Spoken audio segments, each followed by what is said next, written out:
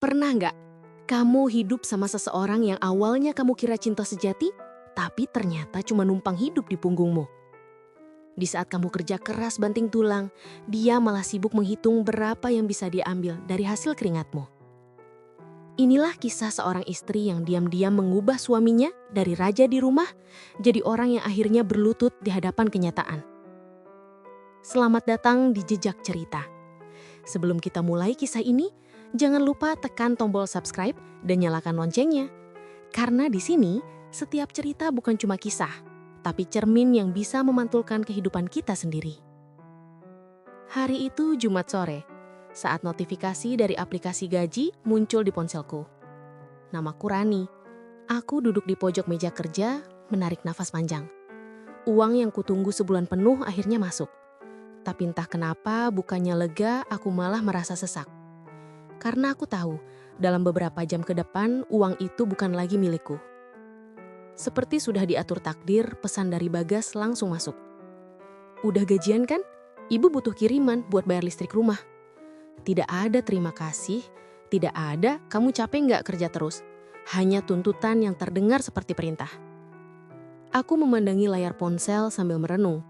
Di kantor, teman-temanku sibuk merencanakan makan malam, belanja kecil, atau liburan akhir pekan. Aku cuma tersenyum, pura-pura ikut tertawa. Karena aku tahu, begitu sampai rumah, semua rencana itu akan lenyap. Bukan oleh keadaan, tapi oleh seseorang yang dulu kupilih dengan cinta. Malamnya aku pulang dengan langkah berat. Rumah kecil kami tampak biasa saja, tapi rasanya seperti penjara yang dingin. Bagas duduk di ruang tamu, bermain ponsel. Begitu aku datang, tanpa menoleh, dia berkata, "Udah transfer belum?" Nada suaranya datar, bukan meminta, tapi menuntut. Aku meletakkan tas, membuka hijab, lalu menjawab pelan. "Sebentar lagi, aku baru pulang." Dia hanya mendengus, lalu menambah volume TV. Tidak ada sambutan hangat, tidak ada tanya kabar. Hanya suara iklan mie instan yang lebih berisik dari perhatiannya. Aku pergi ke kamar, membuka dompet, lalu melihat slip gaji yang masih kusimpan. Hasil kerja lembur, kerja ekstra, bahkan sampai sakit kepala karena tekanan. Tapi satu pesan darinya cukup membuat semua perjuangan itu kehilangan makna. Setelah transfer selesai, aku menatap angka di layar rekeningku yang kini menipis. Sisa yang tertinggal bahkan tidak cukup untuk diriku sendiri. Aku tersenyum hambar. Lucu ya? Dulu aku kerja keras untuk membangun masa depan bersama. Sekarang aku kerja keras untuk membiayai kebohongan yang disebut cinta. Malam makin larut. Aku keluar kamar melihat Bagas masih duduk tertawa sendiri membaca sesuatu di ponselnya. "Ngapain mas?" tanyaku pelan. "Gak usah kepo deh, capek banget dia jadi istri yang suka curiga," jawabnya ketus. Aku diam, bukan karena takut, tapi karena tahu percuma. Ada fase dalam hidup di mana diam bukan tanda kalah, tapi strategi bertahan. Aku memilih menelan semua kata, menyimpannya dalam hati yang sudah mulai keras seperti batu. Beberapa hari kemudian saat aku mencuci baju, ibunya Bagas datang.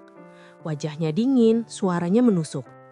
"Kamu tuh jangan pelit sama suami, laki-laki tuh rezekinya lancar kalau istrinya gak banyak ngatur." Aku hanya menunduk, mendengarkan setiap kata seperti cambik. Padahal di dompetku tak tersisa apa-apa.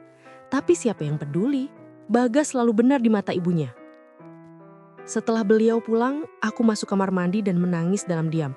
Bukan karena sakit hati atas kata-kata itu, tapi karena sadar aku sudah tidak punya siapa-siapa yang membelaku. Aku bahkan tidak yakin, apakah aku masih punya cinta yang bisa menyembuhkan semua ini. Malam itu aku tidur dengan punggung saling membelakangi Bagas. Tidak ada percakapan, tidak ada pelukan. Hanya dua orang asing yang terjebak dalam sati ranjang, pura-pura masih punya alasan untuk tetap bersama. Di sela gelap kamar, aku menatap langit-langit dan dalam hati kecilku berkata, mungkin suatu hari nanti dia harus tahu rasanya kehilangan semua yang dia remehkan. Aku tidak tahu kalau malam itu adalah awal dari sesuatu yang besar. Sesuatu yang akan mengubah segalanya. Bukan hanya hidupku, tapi juga hidupnya. Karena cinta sudah mati, kadang yang tersisa hanyalah keinginan untuk membuat orang yang menyakitimu merasakan bagaimana rasanya hancur pelan-pelan. Sudah lewat seminggu sejak Bagas meminta kiriman untuk ibunya. Tapi permintaan tidak pernah berhenti di satu kali. Hari ini, saat aku baru saja selesai menyiapkan sarapan, dia tiba-tiba bicara tanpa melihat ke arahku. "Bu Reni butuh uang lagi buat berobat. Katanya kemarin kamu belum transfer." Aku menatapnya heran. "Loh, kemarin udah aku kirim 2 juta, Mas. Itu buat bayar listrik dan beli obat," katanya. Bagas meletakkan sendoknya, menatapku dengan mata yang dingin. "Itu belum cukup. Kamu kan masih kerja. Masa bantu orang tua aja perhitungan?" Ada sesuatu di dalam dadaku yang bergetar. Antara kesal, kecewa, dan entah apa lagi. Tapi aku tahan. Aku tahu kalau aku marah, dia akan menjadikan itu alasan untuk menyalahkanku lagi. Aku hanya menjawab pelan. "Nggak perhitungan, Mas. Cuma capek aja kalau semua harus dari aku." Dia mendengus, lalu berdiri dan keluar rumah tanpa pamit. Pintu ditutup keras. Dan di detik itu, aku sadar. Rumah ini bukan lagi tempat pulang, tapi tempat bertahan hidup. Siangnya, aku pulang dari kantor dan mendapati 2 orang perempuan duduk di ruang tamu. Mereka adalah saudara jauh Bagas. Begitu aku datang, salah satunya langsung nyeletuk. "Ih, katanya Rani pelit banget ya. Masa sama mertua aja ngatur-ngatur?" Aku terdiam. Bagas cuma tertawa kecil sambil berkata, "Namanya juga istri kerja, jadi ngerasa paling hebat." Kata-kata itu seperti pisau tumpul yang menggores pelan. Tidak langsung berdarah, tapi perihnya lama. Aku menahan air mata yang hampir jatuh, mencoba tetap tersenyum. Aku sadar, di rumah ini, aku sudah kehilangan rasa dihargai. Malamnya, aku duduk sendirian di teras. Aku menatap langit yang kelabu. Dalam hati aku bertanya, apa salahku sampai harus dihina di rumah sendiri? Padahal, dulu aku menikah karena cinta. Aku percaya kalau cinta bisa mengubah hidup jadi lebih ringan. Tapi nyatanya, cinta malah jadi beban yang berat kupikul sendirian. Beberapa hari kemudian, aku mendengar kabar dari tetangga. Katanya ibu mertua bilang aku istri durhaka, nggak mau bantu mertua, dan bikin anaknya stres. Aku tertawa getir mendengarnya. Lucu, dunia memang pandai membolak-balik cerita. Yang kerja keras malah dianggap pelit. Yang malas justru dikasih simpati. Sejak itu aku mulai menjauh dari mereka. Aku nggak lagi ikut kumpul keluarga. Setiap Bagas pergi ke rumah ibunya, aku memilih diam di rumah, pura-pura sibuk dengan kerjaan. Bukan karena benci, tapi karena aku lelah menjelaskan sesuatu yang sudah mereka putuskan tidak akan mereka mengerti. Namun semakin aku diam, semakin Bagas berubah kasar. Dia mulai sering pulang malam, jarang bicara, dan kalaupun bicara, isinya hanya tentang uang. Aku malu sama keluarga, Ran. Kamu kerja, aku nganggur, tapi bukannya bantu, malah menahan-nahan uang. Kata-kata itu membuatku menatapnya lama. Kalau malu, ya kerja, Mas. Aku nggak pernah melarang. Dia langsung membanting gelas di meja. "Jangan ngajarin aku ya." Aku mundur beberapa langkah. Tanganku gemetar. Untuk pertama kalinya, aku benar-benar takut pada suamiku sendiri. Beberapa malam setelah itu, aku duduk di kamar sendirian, menatap pantulan wajahku di cermin. Ada lingkar hitam di bawah mataku, dan senyum yang dulu sering kulihat, kini sudah hilang. Aku bertanya pada diriku sendiri, sampai kapan kamu mau sabar? Sampai harga dirimu habis? Waktu itu aku belum tahu kalau jawabannya akan datang lebih cepat dari yang aku pikirkan. Karena beberapa hari kemudian, aku menemukan sesuatu di ponsel Bagas. Sesuatu yang mengubah seluruh cara pandangku terhadap pernikahan ini. Sebuah pesan yang membuat semua kesabaranku akhirnya pecah. Dan malam itu, untuk pertama kalinya, aku tahu. Cinta yang dipaksa bertahan akan berubah jadi dendam yang sangat tenang. Hari itu malam minggu. Aku baru saja selesai menyetrika pakaian ketika Bagas pamit keluar. Katanya ada urusan sama teman lama. Aku hanya mengangguk tanpa banyak tanya. Sejujurnya, aku sudah terlalu lelah untuk peduli. Biasanya dulu aku akan menanyakan siapa, di mana, jam berapa pulang. Tapi sekarang, aku tahu semua pertanyaan itu cuma akan jadi bahan olok-olok baginya. Beberapa jam berlalu, ponselnya yang tertinggal di meja bergetar. Satu pesan masuk dari kontak bernama Nia Hati. Aku diam, mataku terpaku. Kupikir mungkin cuma teman kerja. Tapi pesan itu berkata, "Jangan lupa mampir ke tempat biasa, aku udah beli parfum yang kamu suka." Tanganku gemetar, tapi entah kenapa aku tidak langsung marah. Aku justru tenang, terlalu tenang. Kubuka pesan-pesan sebelumnya. Ratusan chat, foto, emoji hati dan panggilan video yang tak pernah kurelakan ada di hidupku. Rasanya seperti menelan batu, dingin, keras, dan menghancurkan pelan-pelan dari dalam. Aku membaca satu persatu. Ada pesan di mana Bagas mengirim uang. Jumlahnya sama seperti yang ia minta dariku minggu lalu. "Buat kamu beli tas ya, biar kelihatan makin cantik." Di situ aku berhenti membaca. Karena bukan hanya sakit, tapi juga jijik. Aku kerja siang malam, sementara dia membelanjakan hasil keringatku untuk perempuan lain. Kupandangi wajahku di cermin ruang tamu. Lama-lama aku tersenyum. Senyum tipis yang bahkan aku sendiri tidak kenal. Mungkin itu pertama kalinya aku sadar. Rasa sakit bisa membuat seseorang jadi lebih tenang daripada biasanya. Malam itu aku tidak menunggu Bagas pulang. Aku hanya duduk di ranjang, mematikan lampu, dan membiarkan ponselnya tetap di meja. Seolah aku tidak tahu apa-apa. Karena aku tahu kalau aku bicara malam ini, emosiku bisa membuatku melakukan hal yang kusesali. Tapi kalau aku diam, aku bisa berpikir, dan dalam diam itu aku menemukan satu hal. Rencana. Bagas pulang lewat tengah malam. Bau parfum perempuan menempel di bajunya. Aku pura-pura tidur, tapi mataku terbuka sedikit, memandangi silewetnya di antara cahaya samar dari jendela. Aku tidak menangis, aku hanya menatap punggungnya dan dalam hati berbisik. Aku sudah lihat semuanya. Tapi kamu gak akan tahu kapan aku akan membalas. Besok paginya aku bangun lebih pagi dari biasanya. Ku buat sarapan seperti biasa. Tak ada nada curiga di suaraku. Aku bahkan tersenyum saat menyodorkan kopi.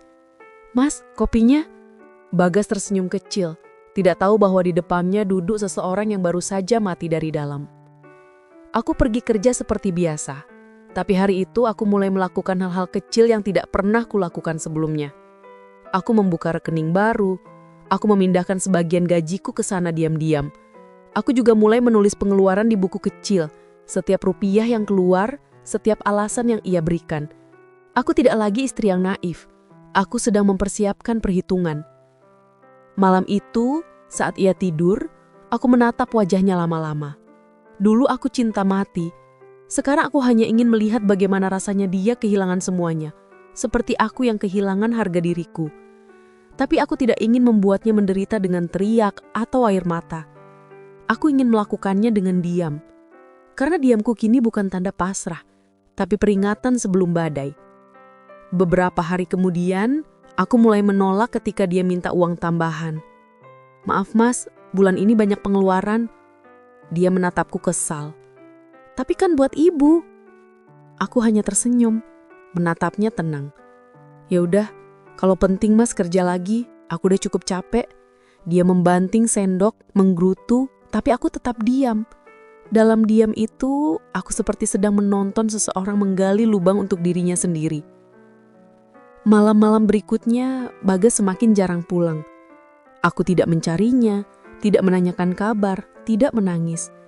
Aku hanya bekerja, menabung, dan membangun dinding yang tidak bisa dia lewati lagi.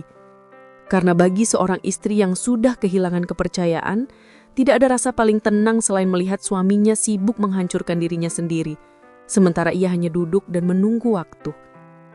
Dan malam itu, saat aku menulis di buku catatanku, aku menulis satu kalimat yang tidak akan pernah aku lupa. Aku tidak akan membalas dengan amarah, tapi dengan kehilangan. Aku menutup buku itu, meniup lilin di meja, dan tidur dengan senyum tipis. Karena mulai malam ini, permainan sudah dimulai, dan aku tidak lagi menjadi korban di dalamnya. Waktu berjalan tanpa suara, tapi diam-diam mengubah segalanya. Sejak malam aku menemukan pesan itu, aku bukan lagi perempuan yang sama. Aku tetap masak, tetap kerja, tetap melayani, tapi tanpa hati. Semua kulakukan seperti mesin, tanpa rasa. Karena yang kupikirkan sekarang bukan lagi cinta, tapi perhitungan. Bagas masih sering keluar malam. Kadang pulang subuh, kadang tidak pulang sama sekali. Dulu aku akan panik. Sekarang aku malah bersyukur rumah jadi tenang tanpa suaranya. Aku tidak lagi peduli di mana dia berada. Yang kupedulikan hanya satu. Bagaimana caranya supaya dia benar-benar merasakan hidup tanpa aku. Setiap gajian aku memindahkan sebagian besar uangku ke rekening baru yang kubuka diam-diam. Rekening lama tetap kuisi sedikit, sekadar untuk kebutuhan rumah agar dia tidak curiga. Setiap kali dia minta uang, aku beri sedikit alasan. Tagihan naik, kebutuhan kantor, orang tua sakit. Dia percaya karena orang yang merasa pintar biasanya paling mudah dibohongi oleh orang yang diam. Suatu malam aku pura-pura tertidur di ruang tamu. Bagas baru pulang. Wajahnya kusut. Aku bisa mendengar dia mengeluh sendiri. Kenapa sih Nia tiba-tiba minta putus? Padahal aku udah banyak keluar uang buat dia. Aku hampir tertawa. Jadi benar, perempuan itu pergi karena uang dan sekarang uang itu sudah tidak lagi dari tanganku. Hari demi hari, situasi makin berbalik. Bagas mulai kesulitan keuangan. Teman-temannya menjauh, hutang-hutangnya mulai muncul. Dia mulai sering pulang lebih cepat berharap aku akan menolongnya seperti dulu. Tapi aku hanya menjawab pendek setiap kali dia bicara. Oh ya? Sudah makan? Tidur aja mas. Suaraku datar, tidak ada emosi, tidak ada belas kasihan. Karena aku sudah tahu, perempuan yang paling menakutkan bukan yang marah, tapi yang berhenti bicara. Beberapa minggu kemudian dia mulai mencoba akrab lagi. Masakanku dipuji, pekerjaanku dikomentari dengan nada lembut yang sudah lama hilang. Tapi aku hanya tersenyum sopan tanpa menatap matanya. Dia merasa sedang memperbaiki hubungan, padahal aku sedang memastikan ia tidak punya pegangan lagi saat nanti kulepaskan. Aku mulai menyimpan bukti-bukti, transfer uang, pesan-pesan, foto-foto. Bukan untuk mempermalukannya, tapi untuk berjaga kalau suatu hari dia mencoba membalikan keadaan. Aku sudah cukup belajar bahwa cinta tanpa logika hanya akan jadi alat bagi orang yang manipulatif. Sampai suatu pagi, Bagas menatapku dengan wajah lesu.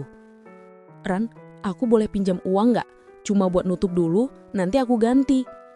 Aku menatapnya lama, pura-pura berpikir. Uangku udah habis mas, gaji bulan ini belum cair. Dia mengangguk kecil, lalu pergi tanpa bicara lagi. Tapi aku tahu, di balik wajahnya yang datar, ada ketakutan yang mulai tumbuh. Hari-hari berikutnya, aku melihatnya makin murung. Telepon sering ia abaikan, bahkan tidur pun tidak nyenyak. Sampai suatu malam, aku mendengar dia bicara sendiri di teras. Kenapa ya? Semua kayak berbalik. Dulu gampang banget dapat uang, sekarang kayak kutukan. Aku menutup mata di kamar dan tersenyum kecil. Kutukan itu bukan datang dari langit, Mas. Itu datang dari aku, perempuan yang kamu remehkan. Aku mulai menata hidupku pelan-pelan. Aku beli perhiasan kecil dari hasil tabunganku. Aku juga mendaftar kelas online, belajar hal baru yang mungkin berguna nanti kalau aku benar-benar hidup sendiri. Setiap langkah kecil itu terasa seperti luka yang sembuh. Masih ada bekas, tapi sudah tidak berdarah lagi. Suatu sore, aku pulang kerja dan melihat Bagas duduk di ruang tamu dengan wajah kusut. Ran, aku ditipu temen. Uang tabungan hilang semua. Aku hanya menatapnya, pura-pura kaget. Ya Allah, sabar ya mas.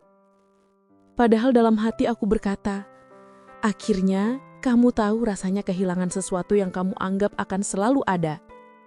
Malamnya dia tidur lebih cepat. Aku duduk di tepi ranjang, memandangi punggungnya.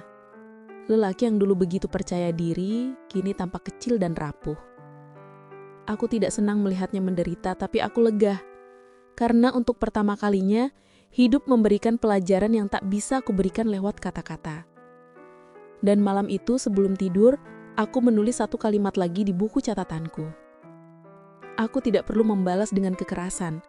Aku cukup berhenti menyelamatkannya. Karena kadang cara terbaik untuk membalas seseorang yang pernah membuatmu hancur adalah dengan membiarkannya menanggung akibat dari pilihan yang dulu ia buat sendiri. Semua berubah lebih cepat dari yang kubayangkan. 1 bulan setelah Bagas kehilangan uang tabungannya, kabar buruk datang bertubi-tubi. Bisnis kecil yang dulu ia banggakan, jual beli barang online, tiba-tiba diblokir karena penipuan dari rekanannya sendiri. Nomor-nomor yang dulu rajin menelpon untuk meminjam jasanya, kini hilang satu persatu. Dan untuk pertama kalinya, aku melihat wajah Bagas benar-benar kehilangan arah. Pagi itu, aku sedang menyiapkan sarapan. Dia duduk di meja makan, termenung menatap kopi yang sudah dingin. Biasanya ia sibuk dengan ponsel, tapi kali ini tangannya gemetar memegang gelas. Aku gak ngerti, Ran. Semua kayak tiba-tiba berantakan.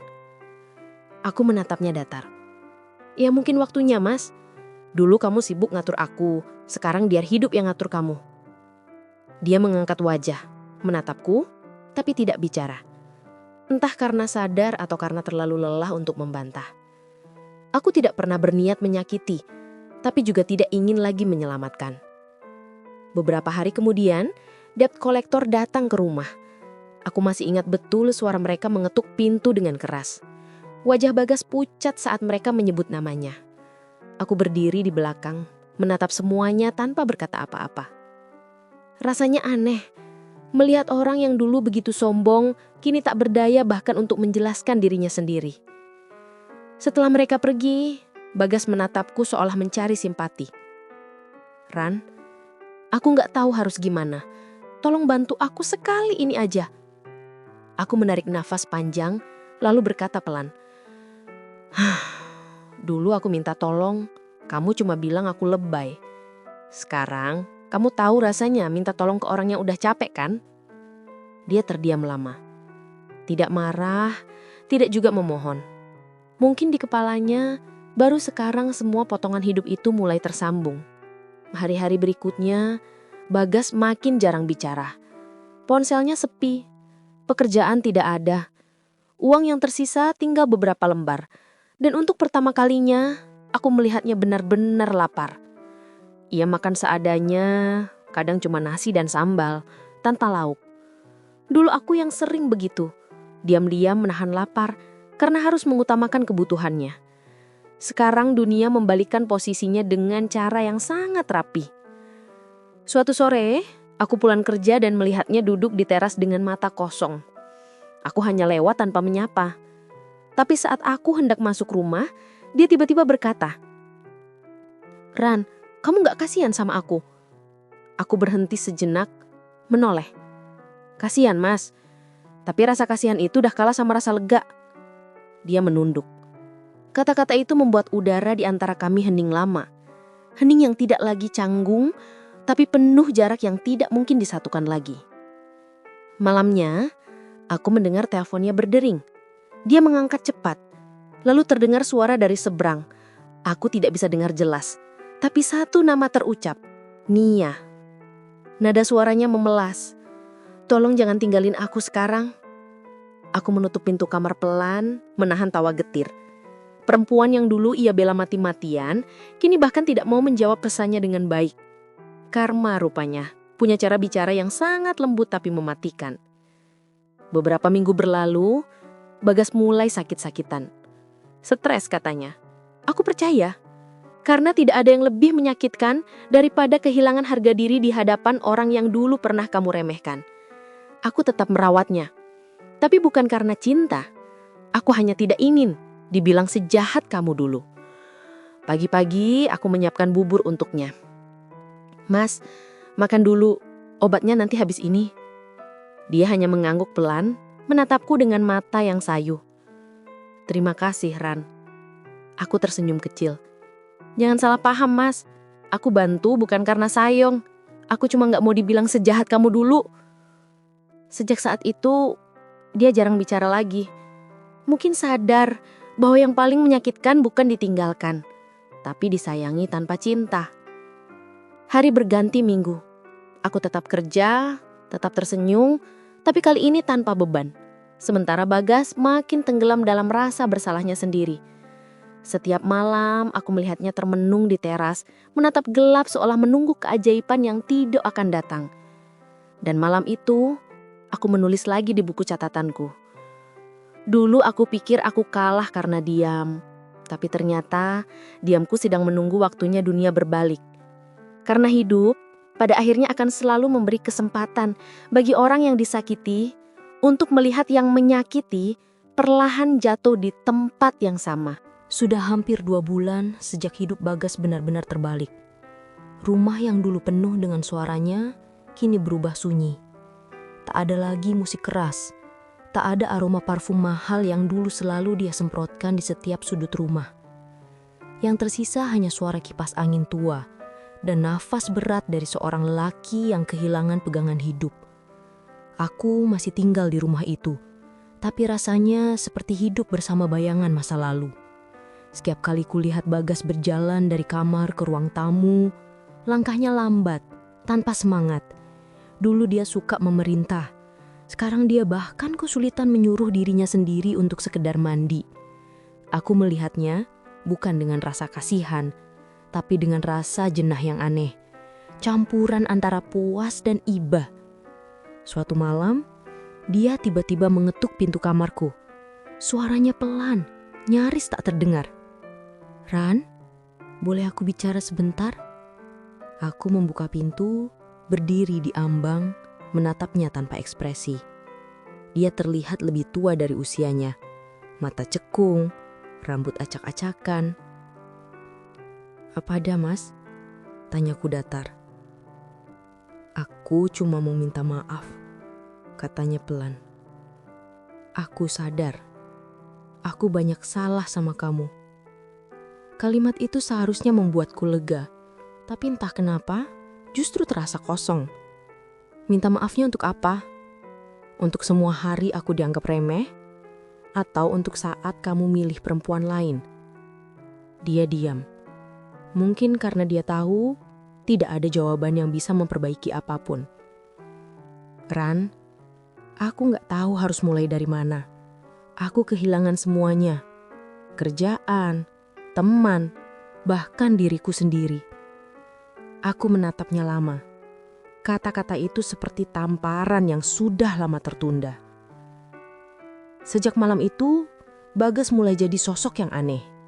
Kadang pagi-pagi dia pergi entah kemana, lalu pulang menjelang malam dalam keadaan lusuh. Kadang dia hanya duduk di kursi depan rumah, menatap kosong ke jalanan seolah menunggu sesuatu yang takkan datang. Aku tak pernah bertanya, karena aku tahu kadang diam lebih keras daripada 1000 kalimat sindiran. Suatu sore, hujan turun deras. Aku baru pulang kerja, tubuh basah, dan kulihat Bagas duduk di bawah teras tanpa payung. Dia diam saja, membiarkan air menetes dari rambutnya, matanya merah. "Mas, kenapa nggak masuk?" tanyaku datar. Dia hanya menggeleng. "Dulu aku pernah bilang, kamu lemah, Ran. Sekarang aku baru tahu rasanya jadi lemah beneran." Aku tak menjawab, hanya berdiri di ambang pintu, menatapnya lama. Dalam hati, ada bagian kecil dari diriku yang ingin memaafkan, tapi bagian yang lebih besar masih mengingat semua luka lama. Malamnya, aku menemukan selembar kertas di meja makan. Tulisan tangannya berantakan. "Kalau besok aku gak ada, jangan cari. Aku cuma pengen tenang. Maaf, Ran." Jantungku berdegup kencang. Aku berlari ke kamar, tapi kamarnya kosong. Sepatu hilang, dompetnya tak ada. Untuk pertama kalinya setelah sekian lama, Aku panik bukan karena marah, tapi karena takut. Takut kehilangan seseorang yang dulu pernah begitu aku benci. Aku mencari ke jalan, ke warung depan, ke taman kecil tempat dia sering duduk. Tapi tak ada. Hujan malam itu turun makin deras, seolah ikut menertawakan kebingunganku sendiri. Aku panggil namanya berulang-ulang, tapi hanya suara hujan yang menjawab. Saat itu, aku sadar bahwa di balik dendam dan amarahku, ternyata masih ada sisa perasaan yang tidak pernah benar-benar padam. Bukan cinta, mungkin, tapi sesuatu yang tak bisa dijelaskan. Rasa kehilangan yang datang bukan karena seseorang pergi, tapi karena kita tahu mungkin kali ini dia benar-benar tidak akan kembali. Pagi harinya, aku menemukan Bagas tertidur di depan masjid dekat rumah. Pakaiannya basah, wajahnya pucat. Aku memanggil namanya pelan, dan dia membuka mata. Aku gak kuat pulang. Aku takut lihat kamu benci terus. Aku terdiam. Lalu untuk pertama kalinya setelah sekian lama, aku duduk di sampingnya. Mas, pulang. Kita masih punya atap, walau udah gak punya apa-apa. Dia menatapku dan tersenyum samar. Mungkin itu senyum terlelah yang pernah aku lihat. Senyum seorang lelaki yang akhirnya tahu bahwa kehilangan bukan tentang harta, tapi tentang kehilangan tempat pulang. Dan malam itu, aku menulis lagi di buku catatanku. Kadang, orang harus hancur dulu untuk bisa mengerti arti rumah. Tapi sayangnya, rumah itu sudah tak sama. Sejak malam aku menjemput Bagas di depan masjid itu, suasana rumah jadi berbeda. Tidak lagi panas oleh pertengkaran, tapi dingin oleh jarak yang aneh. Kami bicara seperlunya, makan di meja yang sama, tapi tidak pernah benar-benar saling menatap. Aku tidak lagi marah, dan dia tidak lagi membela diri. Hanya dua orang yang sama-sama menanggung luka, tapi sudah kehabisan tenaga untuk saling menyakiti. Pagi-pagi dia sering duduk di teras, menatap jalanan kosong sambil menyeruput kopi. Aku melihatnya dari balik jendela, mencoba mencari arti dari tatapannya. Mungkin dia sedang menyesal, mungkin juga hanya menunggu hari berganti agar bisa merasa hidup lagi. Entahlah, aku tidak bertanya, karena beberapa pertanyaan lebih baik dibiarkan tanpa jawaban. Suatu kali, aku melihatnya menatap foto lama di meja tamu. Foto saat kami baru menikah. Wajah kami masih penuh tawa dan harapan. Dia mengelus bingkai foto itu perlahan, lalu berkata lirih, "Ran, waktu itu aku benar-benar bahagia." Aku berhenti sejenak, tapi tak menjawab. Karena aku juga ingat, waktu itu aku bahagia. Sebelum tahu bahwa cinta bisa sekejam itu. Hari-hari berikutnya, aku mulai merasa hampa. Bukan karena masih sakit, tapi karena tidak tahu harus merasa apa lagi. Dendamku sudah lunas, air mataku sudah kering, tapi entah kenapa dadaku tetap sesak setiap kali melihat Bagas menunduk dengan pandangan kosong. Mungkin ini yang disebut sunyi setelah kemenangan. Ketika semua sudah selesai, tapi hati tetap belum sembuh. Suatu sore, tetangga datang menemuiku. "Rani, Mas Bagas kerja serabutan di bengkel depan ya? Kok kelihatannya capek banget?" Aku tertegun. Aku tidak tahu dia bekerja lagi. Begitu malam tiba, aku tanya pelan, "Mas, kamu kerja di bengkel?" Dia mengangguk, tersenyum lemah. "Iya Ran, lumayan buat beli beras." Aku ingin marah, bukan karena dia bekerja, tapi karena dia melakukannya diam-diam. Tapi aku tahan. Mungkin itu caranya menebus, dengan tidak lagi menyusahkanku. Seminggu kemudian, aku pulang lebih cepat dari biasanya. Kulihat Bagas sedang membersihkan motor di depan rumah. Bajunya kotor, tangannya penuh minyak. Tapi wajahnya tenang. Dia menatapku dan berkata pelan, Aku tahu aku gak bisa balikin apa yang udah rusak, Ran. Tapi aku mau coba hidup lagi. Untuk pertama kalinya setelah sekian lama, aku melihat cahaya kecil di matanya. Dan anehnya, aku merasa ikut lega. Malamnya aku duduk sendirian di dapur, menatap gelas teh hangat yang sudah setengah dingin. Aku berpikir tentang semua yang terjadi. Tentang betapa kerasnya aku mencoba membalas luka, sampai lupa bahwa balas dendam tidak membuatku sembuh. Yang menyembuhkan justru saat aku berhenti menghitung siapa yang lebih salah. Beberapa hari berikutnya, Bagas mulai terbiasa dengan rutinitas barunya. Dia berangkat pagi, pulang sore, membawa senyum kecil dan 2 bungkus nasi padang. Aku tidak tahu dari mana dia belajar untuk rendah hati seperti itu. Tapi aku tahu, ada sesuatu yang pelan-pelan berubah. Bukan dia saja, tapi aku juga. Suatu malam saat kami makan di meja yang sama, dia berkata, "Ran, kalau nanti aku nggak di sini lagi, kamu jangan sendiri terus." Aku terdiam. Maksudnya? Dia menatapku dengan mata yang dalam tapi lembut. "Kalau aku nanti nggak ada, kamu harus terus hidup. Jangan kayak aku dulu, nyesel terus."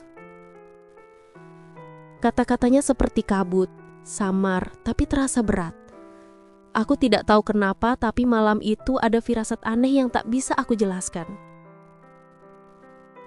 Beberapa hari kemudian, Bagas tidak pulang. Ponselnya tidak aktif. Bengkel tempat dia kerja bilang dia izin pulang cepat. Aku menunggu semalaman, tapi tak muncul. Jam 2 pagi, aku mendengar ketukan pelan di pintu. Ketika ku buka, seorang tukang ojek berdiri dengan wajah cemas, membawa tas kecil milik Bagas. "Bu, ini punya suaminya. Dia tadi jatuh di jalan, dibawa ke rumah sakit."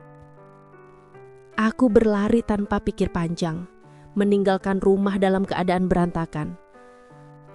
Di ruang IGD, tubuh Bagas terbaring lemah.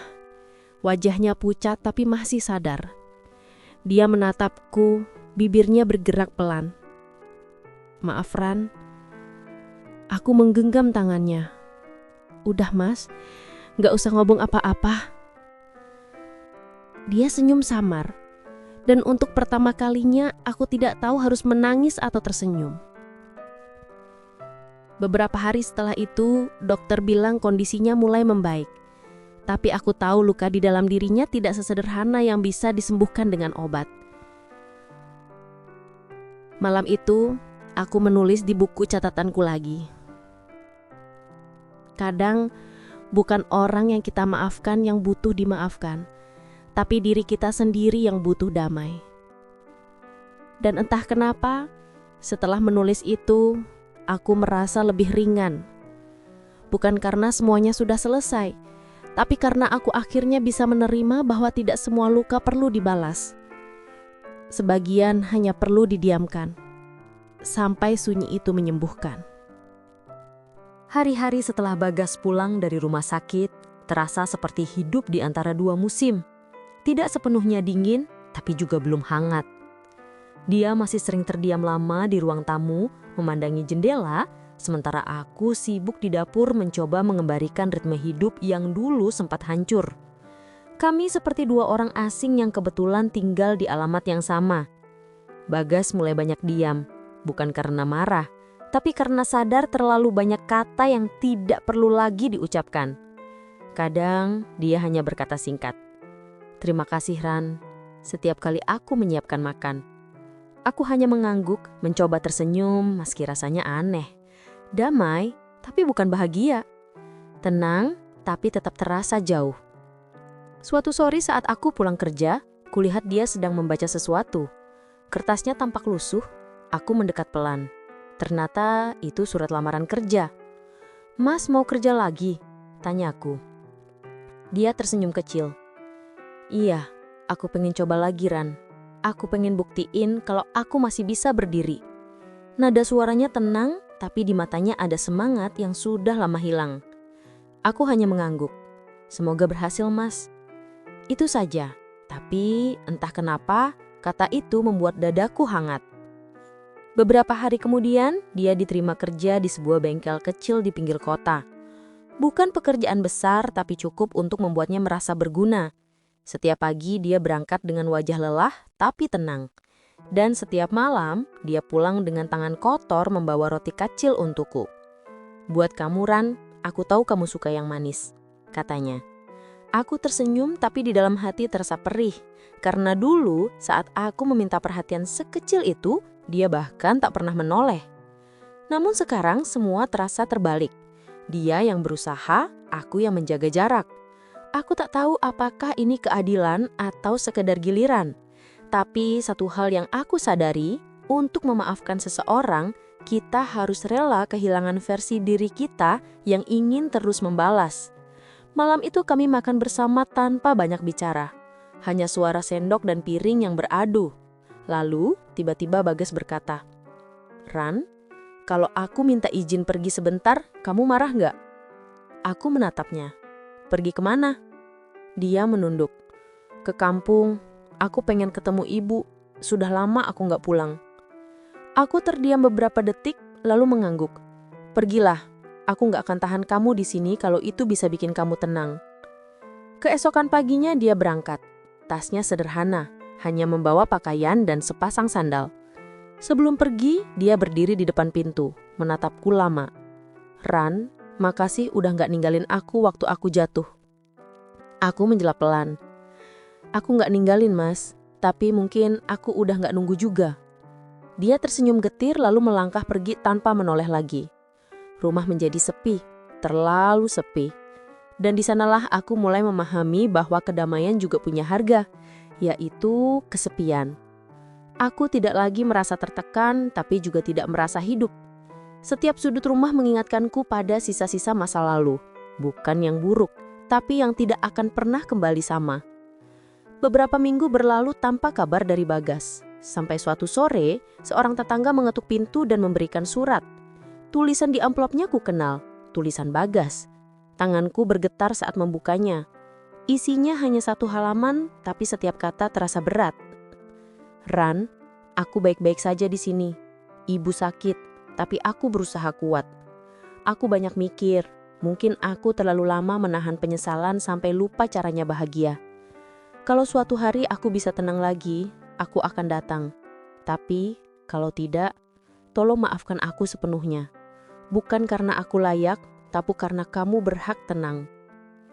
Aku menutup surat itu perlahan, menatap langit sore yang memerah. Angin masuk dari jendela membawa aroma hujan dan kenangan yang lama mengendap.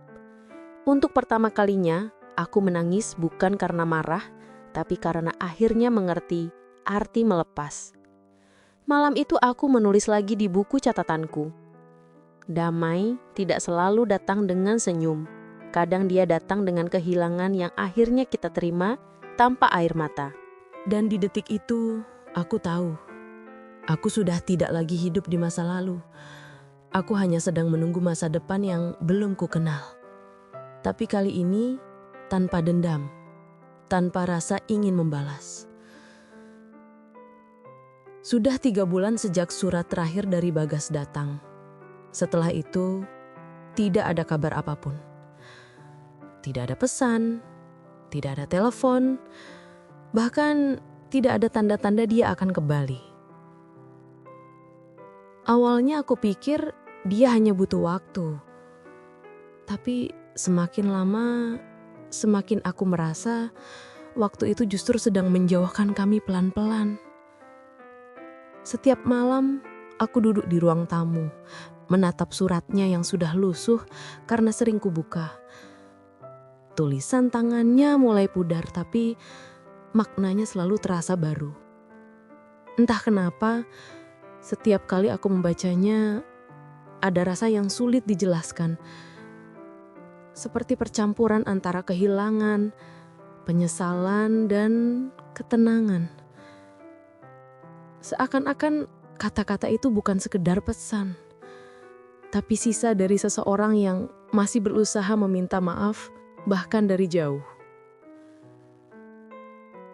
Suatu sore, aku menerima panggilan dari nomor tak dikenal. Bu Rani, saya dari kampung halamannya Pak Bagas. Nada suara di seberang sana pelan. Hati-hati. Seolah takut menyampaikan sesuatu yang berat. Aku langsung tahu sesuatu buruk telah terjadi. Dan memang benar. Bagas sakit, Bu. Sudah beberapa hari ini gak sadarkan diri. Kalau ibu sempat, mungkin sebaiknya datang. Tanganku gemetar, nafasku sesak. Selama ini aku pikir aku sudah siap menghadapi apapun. Tapi ternyata tidak ada yang siap ketika yang pernah kau benci, kini sedang berjuang melawan ajal. Aku berangkat malam itu juga.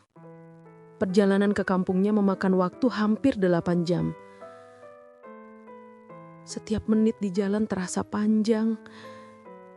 Di kepalaku berputar semua kenangan.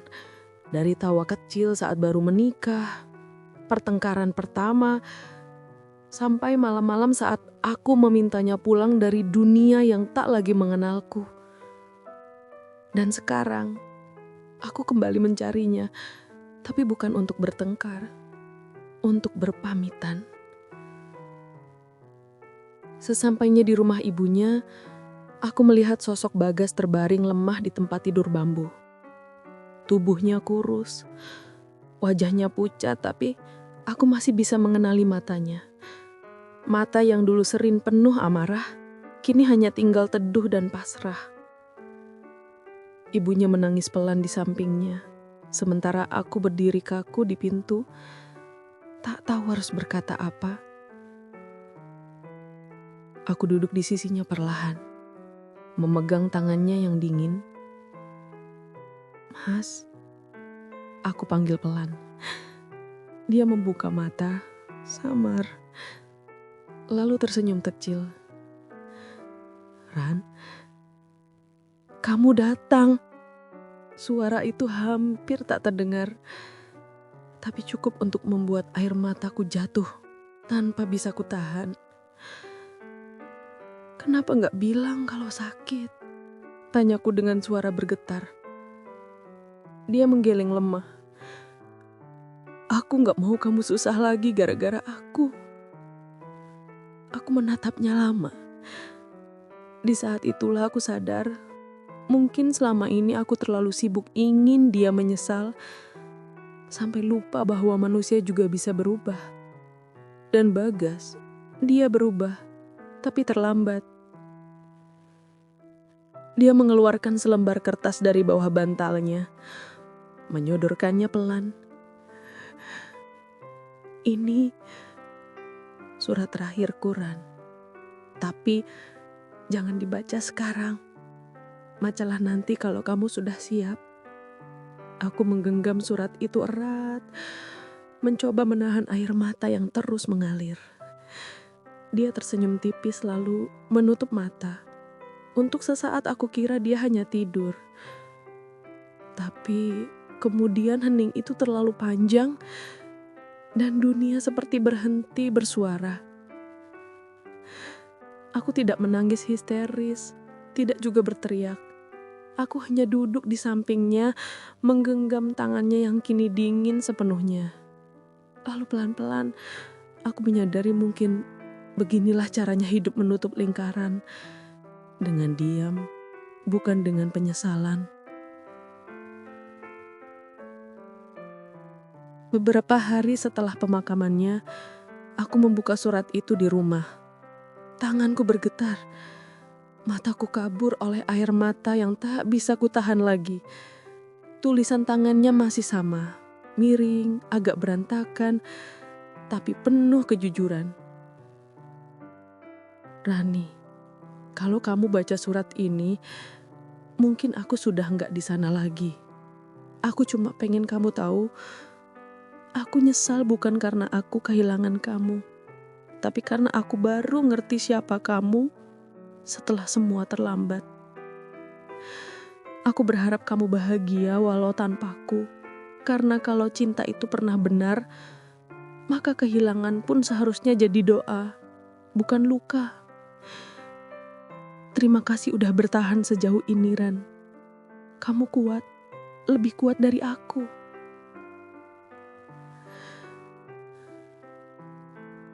Aku menutup surat itu perlahan. Air mataku jatuh tanpa suara, tapi kali ini bukan karena sedih. Lebih karena lega. Karena akhirnya aku tahu bahkan penyesalan pun bisa berubah jadi bentuk cinta terakhir yang paling sunyi. Malam itu, aku menulis di buku catatanku sekali lagi. Tidak semua cinta berakhir dengan bersama. Kadang yang paling tulus justru berakhir dengan keikhlasan untuk pergi. Dan entah kenapa, kali ini aku tersenyum. Bukan karena aku melupakan Bagas, tapi karena aku akhirnya bisa memaafkan dia dan diriku sendiri. Sudah setahun sejak Bagas pergi. Rumah ini kini benar-benar sepi. Tapi bukan sepi yang menakutkan. Lebih seperti Suni yang akhirnya bisa kupeluk tanpa air mata. Foto-foto lama masih tergantung di dinding, tapi tidak lagi terasa seperti luka. Mereka hanya kenangan, tanda bahwa aku pernah hidup, pernah mencinta, dan pernah disakiti, tapi tetap bertahan. Pagi-pagi aku menyapu teras sambil menatap jalanan depan rumah. Dulu, setiap kali aku memandang ke sana, aku berharap ada seseorang yang datang membawa jawaban. Sekarang aku tahu, tidak semua pertanyaan dalam hidup memang harus dijawab. Beberapa cukup dibiarkan menggantung agar kita bisa terus belajar menerima. Surat terakhir dari Bagas kusimpan di laci mejaku, bersama buku catatanku yang hampir penuh. Setiap kali aku membacanya bukan kesedihan yang datang, tapi rasa syukur. Syukur karena aku sempat mencintai seseorang dengan cara yang paling manusiawi, dengan kesalahan, amarah, dan pengampunan. Cinta kami memang tidak utuh, tapi justru di situ letak keindahannya. Ia nyata. Kadang aku duduk di ruang tamu sendirian menatap kursi kosong di seberang. Aku membayangkan Bagas duduk di sana dengan senyum lelahnya memegang secangkir kopi yang terlalu manis. Dalam imajinasiku, kami bicara seperti dulu, tapi kali ini tanpa amarah. Aku bilang, "Mas, hidupku sekarang tenang." Dan dia akan menjawab, "Akhirnya Ran, kamu pantas tenang dari dulu." Ada masa di mana aku berpikir kebahagiaan itu datang dari memiliki. Tapi semakin aku hidup, aku sadar, kadang kebahagiaan justru datang dari berani kehilangan. Dulu aku marah karena Bagas pergi. Sekarang aku bersyukur dia sempat kembali walau hanya untuk minta maaf. Itu cukup, karena tidak semua orang diberi kesempatan untuk melihat penyesalan berubah jadi ketulusan. Hari berganti minggu, minggu berganti bulan. Aku mulai menulis lagi bukan untuk melampiaskan sakit, tapi untuk mengingat bahwa aku pernah bertahan. Tulisan-tulisanku bukan tentang Bagas saja, tapi tentang hidup, tentang jatuh dan bangkit, tentang diam dan belajar melepaskan. Mungkin suatu hari akan kubukukan. Bukan untuk orang lain, tapi untuk diriku sendiri, sebagai bukti bahwa aku pernah hidup sejujur itu. Sore itu aku berjalan ke taman kecil di ujung jalan. Langit berwarna oranye, angin membawa aroma tanah basah setelah hujan. Aku duduk di bangku kayu menatap langit yang perlahan gelap. Dan entah kenapa, aku merasa tenang sekali. Tidak ada lagi beban, tidak ada lagi pertanyaan yang menunggu jawaban. Aku menatap langit dan berbisik pelan. "Terima kasih, Mas. Bukan karena semuanya indah, tapi karena dari kamu, aku belajar bahwa cinta sejati bukan tentang selamanya, tapi tentang menerima akhir dengan lapang dada." Malam itu sebelum tidur, aku membuka buku catatanku untuk terakhir kalinya dan menulis kalimat penutup.